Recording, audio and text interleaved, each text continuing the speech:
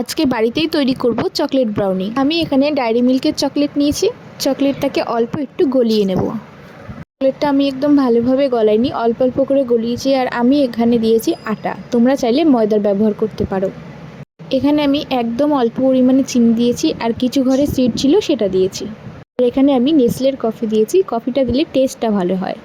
তার সাথে আমি অল্প একটু দিয়েছিলাম বেকিং পাউডার।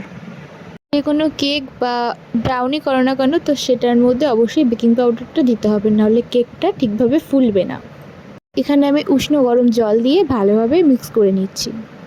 একটা থিক পেস্ট রেডি হয়ে গেছে। এখানে আমি একটা বাটি নিয়েছি, আর বাটির মধ্যে আমি এখানে ঘি ব্রাশ করেছি। তোমরা চাইলে বাটার পেপারও দিতে পারো, কিংবা এমনি বাটারও ব্রাশ করতে পারো।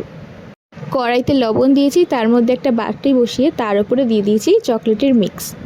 প্রায় 45 থেকে 50 মিনিট পরে আমার দেখো কেকটা একদম রেডি। খেতে বেশ ভালো হয়েছিল।